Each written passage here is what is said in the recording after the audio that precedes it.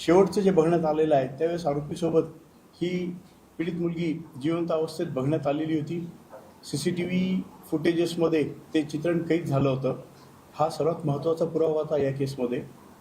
हा गुन्हा दाखल झाल्यानंतर प्रत्यक्षदर्शी कोणीही साक्षीदार नसल्यामुळे ही संपूर्ण केस सर्कमस्टन्शियल एव्हिडन्सवर आधारित होती. या केसचा तपास करून या जे न्यायवैद्यकीय प्रयोगशाळेचे FSIचे रिपोर्ट्स, वैद्यकीय अहवाल हे हस्तगत करण्यात आले. संपूर्ण chain of custody he maintain करून कायद्याला जी अभिप्रेत आहे त्या पद्धतीने कोणताही दुवा मागे न सुटता याचं चार्जशीट दाखल करण्यात आलं. चार्जशीट दाखल करण्यात आल्यानंतर आरोपींनी एंटायर चार्ज नाकारला होता. आरोपींनी चार्ज नाकारल्यानंतर ट्रायल सुरू करण्यात आली. एकूण पोलिसांचं जर आपण दोषारोपपत्र बघितलं तर 82 साक्षीदारांचे जबाब पोलिसांनी नोंदवले होते. त्यापैकी 55 साक्षीदारांची साक्ष न्यायालयात नोंदवण्यात आली. 16 दिवसात न्यायालयात ही साक्ष नोंदवण्याचं काम पूर्ण करण्यात आलं. त्यानंतर युक्तिवाद झालेला आहे आणि आजची तारीख ही निकालासाठी जजमेंटसाठी नेमण्यात आलेली होती. आज आरोपीला हजर करण्यात आलं कोर्टात आणि कोर्टाने सर्वप्रथम प्रॉसिक्युशननी जो एंटायर चार्ज लावलेला होता हा संपूर्ण चार्ज प्रॉसिक्युशननी बियॉन्ड रिजनेबल डाऊट साबित केला आहे. ह्या निष्कर्षाला मेहरबान न्यायालय आज पोहोचलेलं आहे. यात आरोपींविरुद्धचा जो BNS कलम 64 बलात्कार, BNS कलम 65(2), त्यानंतर BNS 74 विनयभंग, BNS 103(1) खून, BNS 173(2) किडनॅपिंग, BNS 140(1) ह्या खुनाच्या उद्देशाने अपहरण करणे आणि पोक्सो ॲक्ट सेक्शन 4, 6, 8 आणि 12 हा संपूर्ण चार्ज प्रॉसिक्युशननी सक्सेसफुली प्रूव्ह केलेला आहे. हा चार्ज प्रूव्ह केल्यानंतर आज शिक्षेबद्दल युक्तिवादासाठी हे प्रकरण कोर्टाने फैलावर घेतलं. सर्वप्रथम यात आरोपीला शिक्षेबद्दल काय म्हणणं आहे याबद्दल विचारणा केली. आरोपीने जो त्याचा जबाब नोंदवला गेला होता 351 कलमाखाली, त्यात त्यांनी जो डिफेन्स घेतला होता की ह्या छोट्या मुलीला गाईचं वासरू दाखवण्यासाठी मी गोठ्याकडे नेलं होतं, त्यात तिला मी कडेवर घेतलं होतं, तिथे माझा पाय अडकला पाईपमध्ये आणि मी खाली पडलो, त्यामुळे त्या मुलीला जखमा झाल्या, ती रडू लागली आणि ती रडत होती, माझ्यावर कोणी संशय घेऊ नये म्हणून तिला कॉटवर तिथे ठेवलं आणि मी निघून गेलो. हाच स्टान्स आज त्यांनी रिपीट केला. त्यानंतर कोर्टाने प्रॉसिक्युशनला विचारलं. प्रॉसिक्युशनकडनं आज जो युक्तिवाद करण्यात आला आहे त्यात हा गुन्हा अतिशय थंड डोक्याने विचारपूर्वक कटकारस्थान रचून हा गुन्हा करण्यात आलेला आहे. हा अतिशय गंभीर आणि अतिशय हा नीच दर्जाचा कृत्य ह्या आरोपींनी केलेला आहे.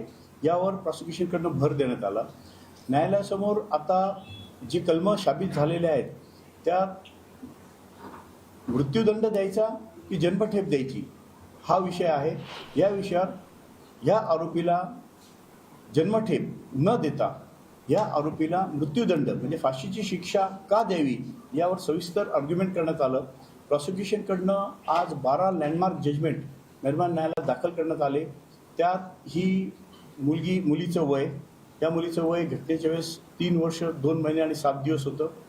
एकूण तपासात जे आलं आहे किंवा जे साबित झालेलं आहे त्यात ह्या मुलीवर 3:12 ते 3:51 सातत्याने अत्याचार झालेले आहेत.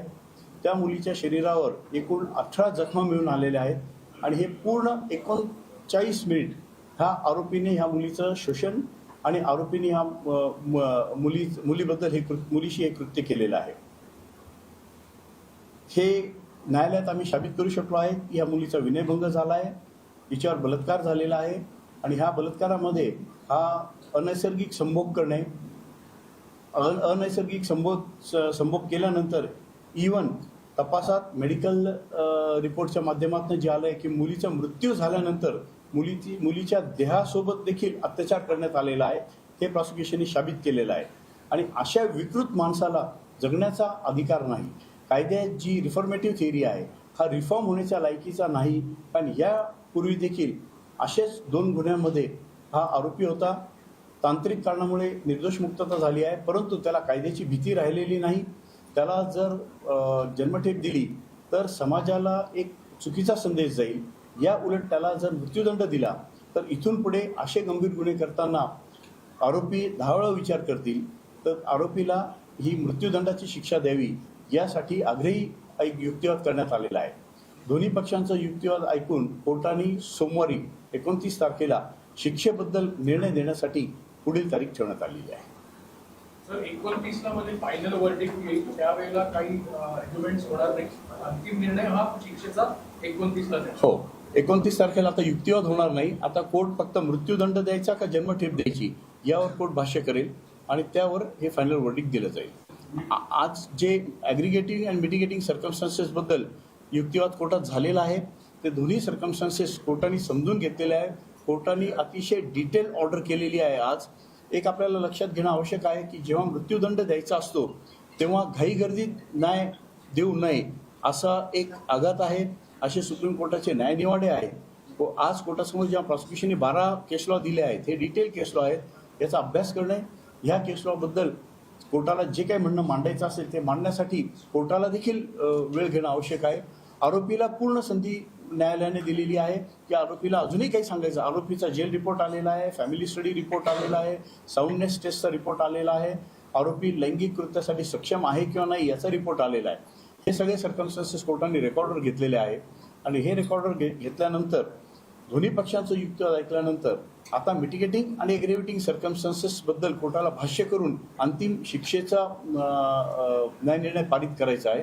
त्यासाठी पुढची तारीख ठरवणार. सर, तुम्ही जे 4 केस लॉ प्रामुख्यानं सुरुवातीला आर्ग्युमेंटच्या दरम्यान दिलेले होते, बच्चन सिंगचं, मिची सिंगचं, उन्मेष शिंदेवर महाराष्ट्र स्टेटचं, या सगळ्या गुन्ह्यांमध्ये कॅपिटल पनिशमेंट दिलेले आहेत ॲसेस कोर्टानं. मला काय वाटतं या सगळ्या एकूण मिटिगेटिंग आणि ॲग्रिव्हेटिव्ह सर्कमस्टन्सेस आणि या 4 केस लॉ हे लक्षात घेऊन फाशीची शिक्षा होणं कितपत शक्य आहे? ह्या केसच्या ज्या फॅक्ट्स आहेत त्या फॅक्ट्स आणि हे जी आम्ही एकूण 12 जजमेंट जे साईट केलेले आहेत त्यातलं मच्छी सिंग आणि बच्चन सिंग हे लँडमार्क जजमेंट आहेत. मिळत्या बऱ्याचशा गोष्टी आहेत की त्या केसेसमध्ये ज्या मुलीवर अत्याचार झाले, तिचं वय कमी होतं, ती हेल्पलेस होती, तिच्यावर सातत्याने अत्याचार करण्यात आले, थंड डोक्याने अत्याचार करण्यात आले, विचारपूर्वक आणि आधी कॉन्स्पिरसी करून, जसं ह्या केसमध्ये आहे की हा आरोपी 25 तारखेपासून त्या गावात राहायला गेलेला आहे. ती मुलगी जिथे राहत होती त्या भागाची रेकी केलेली आहे, तिथे काम केलेलं आहे. त्यांनी हे ताडून घेतलं की ही मुलगी तिच्या आजीबरोबर राहते, फक्त आजी आणि मुलगी आहे आणि आजी आणि मुलगी असताना त्यांनी बरोबर त्या मुलीला टार्गेट केलं. घटनेच्या दिवशी देखील ती मुलगी जिथे खेळत होती तिथे अन्य काही मुलं खेळत होते, त्या मुलांना दगड मारून शिवीगाळ करून तिथून त्यांनी हाकलून लावलं आणि नंतर या मुलीला घेऊन गेला. ह्या मुलीला जेव्हा ह्या आयसोलेटेड जागेवर नेलं त्यावेळेस देखील ते मुलं तिथे आले होते, तिथेही यांनी त्या मुलांवर दगड मारली. ही टेस्टिमनी कोर्टासमोर आलेली आहे. त्या मुलांनी रिटेलिएट करण्यासाठी त्या शेडवर पण दगड मारलेले आहेत.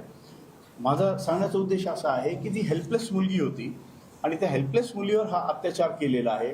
अतिशय हा हिनियस क्राईम आहे, बार्बरिक क्राईम आहे. त्यामुळे याला फाशीची शिक्षा होणं अपेक्षित आहे आणि आम्ही कॉन्फिडंट आहोत की ही रेअरेस्ट ऑफ रेअर केस म्हणून कोर्ट कन्सिडर करेल आणि याला सर्वोच्च शिक्षा जी न्यायालय जी कायद्यात प्रिस्क्राईब केलेली आहे ती कॅपिटल पनिशमेंट त्यांना होईल याबाबत आम्ही आमचा विश्वास आहे. सर, तुम्ही टेक्निकल भाषेत मगाशी सांगितलं की निकाल का राखून ठेवले, थोडं सोप्या भाषेत, म्हणजे अनेकांना असं वाटत होते की आज निकाल येईल, जे सामान्य नागरिक आहेत त्यांना फक्त सोप्या भाषेत सांगा की ही 4 दिवसाची वेळ कोर्टानं काम एक असं आपल्याला लक्षात घ्यायला पाहिजे की हा अतिशय संवेदनशील खटला आहे.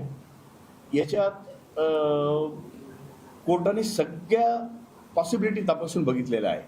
जेव्हा मृत्यूदंडाची शिक्षा द्यायची असते तेव्हा सुप्रीम कोर्टाच्या गाईडलाईन्सप्रमाणे न्यायालयाला देखील काही गोष्टी बघणे बंधनकारक आहे.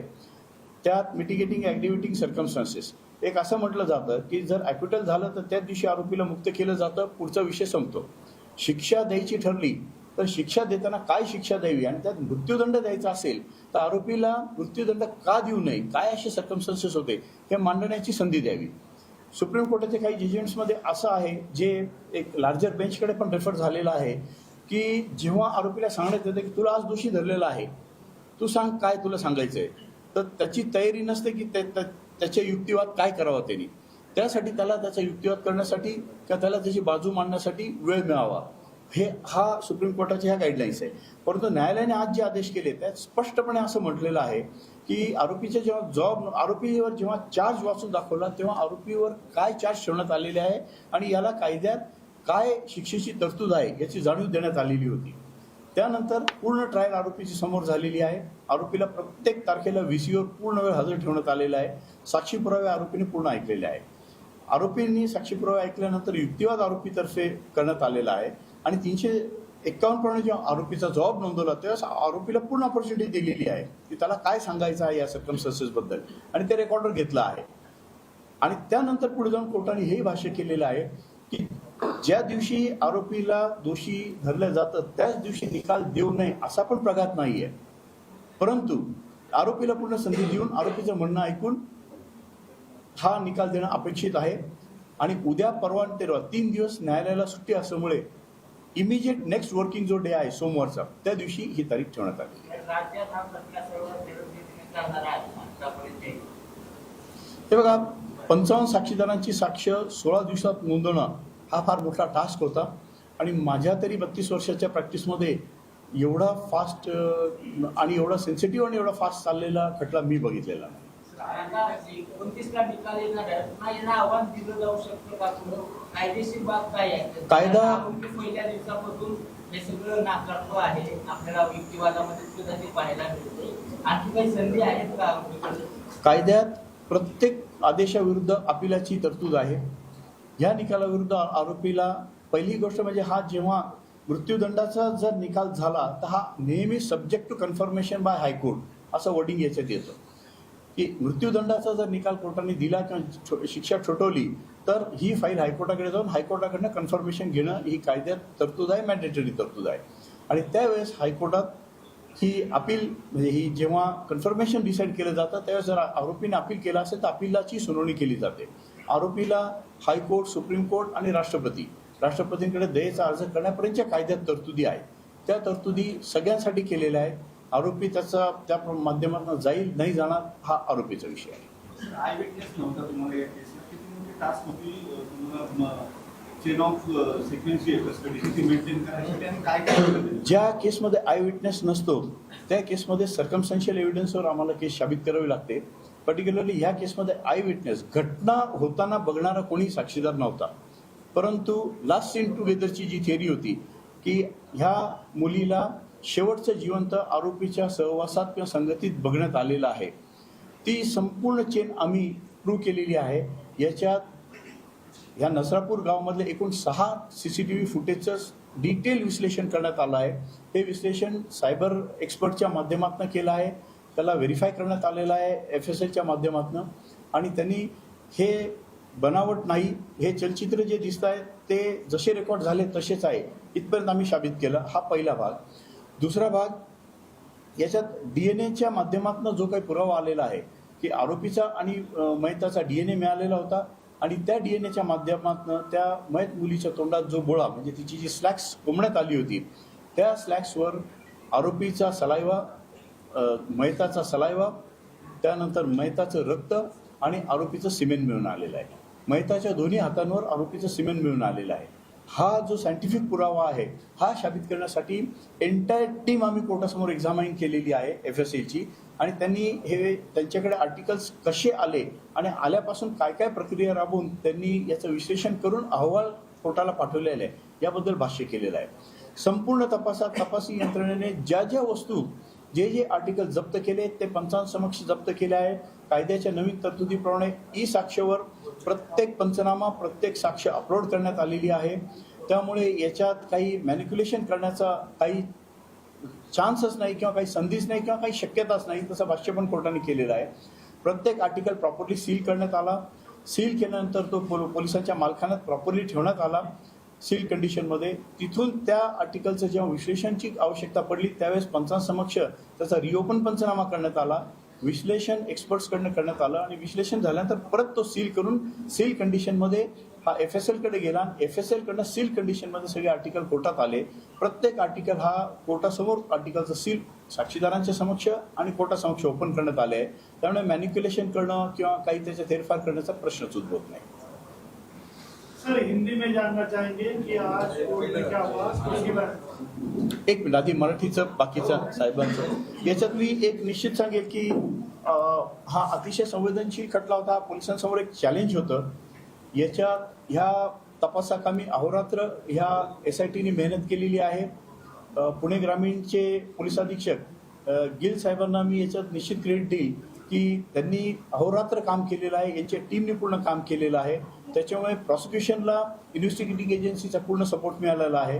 या विधी न्याय विभागाकडनं देखील आम्हाला पूर्ण सपोर्ट मिळालेला आहे. माननीय मुख्यमंत्री साहेबांच्या आदेशाप्रमाणे आम्हाला स्पेशल कोर्ट मिळालेला आहे. विशेषतः ह्या मेहरबान कोर्टाने त्यांची सुट्टी सरेंडर करून पूर्ण वेळ आम्हाला देऊन 11 ते 6 हा वेळ देऊन साक्षीदारांचे जबाब नोंदवलेले आहेत. याच्यात FSLच्या टीम असतील, ससूनचे मेडिकलचे टीम असेल, आमच्या लिगल टीम असतील, माझे असिस्टंट्स असतील, या सगळ्यांनी अहोरात्र मेहनत केलेली आहे. मी ह्या सगळ्यांचा थँकफुल आहे.